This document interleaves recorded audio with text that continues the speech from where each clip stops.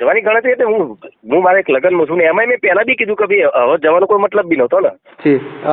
એ થઈ ગયું તું. પછી હવે બીજી વાર પછી એ ફોર્માલિટી માટે જવાનું થાય તો ખોટું એનો કોઈ મતલબ નહીં. વિક્રમભાઈ આમંત્રિત મળ્યું? હા ભાઈ, મને હિતુભાઈનો રવિવારે મને મેસેજ હતો.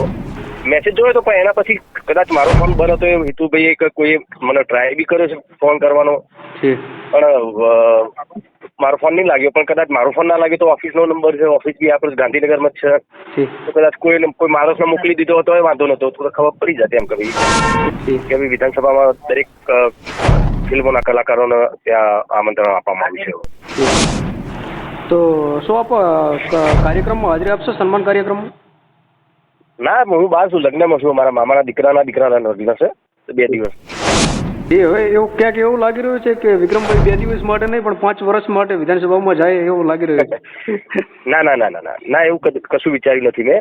મારે ભાઈ રાજકારણમાં જે સેવા કરવી, રાજકારણની બહાર રહીને સેવા કરવી, બરાબર. આવા ગમે તે કોઈ સામાજિક મુદ્દા છે, કોઈ બી સમાજના, ઠાકોર સમાજથી લઈને ક્ષત્રિય સમાજથી લઈને બીજા સમાજના બી કોઈ એવું લાગશે મને કે ભાઈ આ વાત સરકાર સામે રાખવા જેવી છે, તો હું ચોક્કસ રાખીશ. જેમાં કલાકાર સ્વાગત છે, ઉદયવરા ઠાકોર આપનું સ્વાગત કરું છું. અને ચેનલ પર નવા હોય તો પહેલા ચેનલને સબસ્ક્રાઇબ કરી દેજો. અને આજે વાત કરીશું કે વિધાનસભા ગૃહમાં જે કલાકારોને આમંત્રિત કરી તેમનું સન્માન કરવામાં આવ્યું હતું, ત્યારે કેટલાક જે ઠાકોર સમાજના તેમજ પાટીદાર સમાજના કલાકારોને આમંત્રિત ના કરતા ક્યાંક ને ક્યાંક સમાજમાં નારાજગી જોવા મળી રહી હતી. ત્યારે વિક્રમભાઈ ઠાકોરના ચાહકોમાં પણ ક્યાંક નારાજગી જોવા મળી રહી હતી. ત્યારે ફરીથી વિધાનસભા ગૃહમાં ફરીથી કલાકારોને 200 થી 300 જેટલા કલાકારોને આમંત્રિત કરવામાં આવે છે. ત્યારે આ આમંત્રિત કરવામાં આવે છે કલાકારોને, ત્યારે આ આમંત્રણમાં કયા કયા કલાકારો હાજર રહેશે, ત્યારે વિક્રમભાઈ ઠાકોર ખાસ કરીને આ કાર્યક્રમમાં હાજરી આપશે કે નહીં, ત્યારે વિક્રમભાઈ ઠાકોર સાથે લાઈવ વાતચીત દરમિયાન જાણવા મળ્યું કે વિક્રમભાઈ ઠાકોર આ કાર્યક્રમમાં હાજરી નહીં આપે. ત્યારે વિક્રમભાઈ ઠાકોર સાથે આપણે ઓનલાઈન પર લાઈવ વાતચીત કરી અને વિક્રમભાઈ ઠાકોરે શું કહ્યું એ આવો સાંભળીએ ઓનલાઈન ઉપર લાઈવ. વિક્રમભાઈ આમંત્રિત મળ્યું? હા ભાઈ, મને હિતુભાઈનો રવિવારે મને મેસેજ હતો કે વિધાનસભામાં દરેક ફિલ્મોના કલાકારોને ત્યાં આમંત્રણ આપવામાં આવ્યું છે. એમને હિતુભાઈ એવું પણ નિવેદન આવી રહ્યું છે. અરે એકચ્યુઅલી મારા 2 દિવસથી મારો ફોન બંધ હતો. ઘણા બધા મને કીધું કે કેમ ફોન બંધ છે, તો એકચ્યુઅલી ફોન મારો બંધ હતો 2 દિવસથી. ફોન મારો બંધ જ હતો.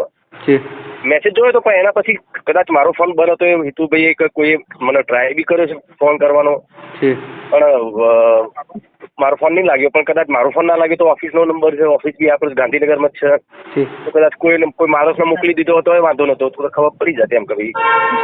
તો આ બાબતે આપણે સામાજિક આગેવાનોથી ચર્ચા કરી? આપે જે કહ્યું હતું કે હું સામાજિક આગેવાનોથી ચર્ચા કરીને પછી સન્માનમાં જઈશ. ના, ચર્ચા કરીએ ને તો આમાં તો કેવું હોય, જો અમારા ઠાકોર સમાજની વાત, ક્ષત્રિય સમાજની વાત કરીએ તો અમુક ભાજપમાં બી છે, કોંગ્રેસમાં બી છે, અમુક તો હા એ કહેતા હોય, ના એ કહેતા હોય, બરાબર. હા, નિર્ણય મારે લેવાનો. પણ મારો મુદ્દો એ નતો કે ભાઈ મને બોલાવો કે ના બોલાવો. મેં તો ચોખ્ખી વખત બી મીડિયામાં કીધેલું છે કે ભાઈ મને બોલાવો કે ના બોલાવો, મારી વાત જ નથી. હું મારી વાત કરતો જ નથી. હું ક્ષત્રિય સમાજના કલાકારોની અને સાથે સાથે બીજા જે કલાકારોને તમે આમંત્રણ નથી આપતા, જે ખાસ કરીને વિધાનસભાની વસ્તુ બરાબર છે, વિધાનસભાનો તો મુદ્દો પૂરો થઈ ગયો હતો એક સમયે, એમને આમંત્રણ આપી બી દીધું હતું. મારો મુદ્દો હતો કે ભાઈ સરકારી કાર્યક્રમો જે થાય છે એમાં દરેક કલાકારને તમે આમંત્રિત કરો.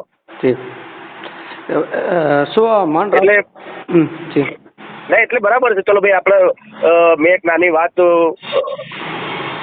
એક મુદ્દો નાનો ઉઠાવ્યો તો કે દરેક કલાકારનો સન્માન મળવું જોઈએ, ને કદાચ મારા ભાઈ આપણા નાના કલાકાર વિક્રમ ઠાકોરની વાત સરકારે માની, એટલે ધન્યવાદ, થેન્ક યુ સરકારશ્રીનો, વિધાનસભાનો, કે ભાઈ ચલો આટલો મારી વાતનું ધ્યાન આપીને બધા કલાકારોને બોલાવ્યા. તો શું આપ કાર્યક્રમમાં હાજરી આપશો, સન્માન કાર્યક્રમમાં? ના, હું બહાર છું, લગ્નમાં છું. મારા મામાના દીકરાના લગ્ન છે 2 દિવસ, એટલે આજે કાલે બી તમે ત્યાં હાજર નહીં રહો એમ? ના, ને મારો મુદ્દો મારો ત્યાં હાજર રહેવાનો હતો જ નહીં ને. મને બોલાવવાની વાત જ નથી. બોલાવ્યો બરાબર, થેન્ક યુ વેરી મચ, પણ હું હાજર નથી. કદાચ મને વહેલા એમણે જાણ કરી. સૌથી પહેલા આમાં આમંત્રણ તમને આપવામાં આવ્યું છે? એટલે મને વોટ્સએપ મેસેજ કર્યો હતો ભાઈએ. તો જે આપણે, ચલો હું ઠાકોર સમાજમાંથી આવું છું, તો આપણે ચોખ્ખી વસ્તુ કે ઠાકોર સમાજનો જે મુદ્દો, મેં ક્ષત્રિય સમાજનો જે મુદ્દો ઉઠાવ્યો એ એક સમાજની રીતે મારે ઉઠાવવું જોઈએ, તો તે ઉઠાવ્યો. અને સાથે મારા એકલા ક્ષત્રિય ઠાકોર માટે બી નહીં પણ બીજા કલાકારો માટે બી મેં આ મુદ્દો ઉઠાવેલો. અને ચલો ભાઈ, એનાથી આપણા ક્ષત્રિય ઠાકોર સમાજના બધા આપણો સમાજ એક થયો તો એ તો બહુ મોટી વાત કહેવાય. જી ત્યારે સારી વાત કહેવાય એમ. જી હવે એવું ક્યાંક એવું લાગી રહ્યું છે કે વિક્રમભાઈ 2 દિવસ માટે નહીં પણ 5 વર્ષ માટે વિધાનસભામાં જાય એવું લાગી રહ્યું છે.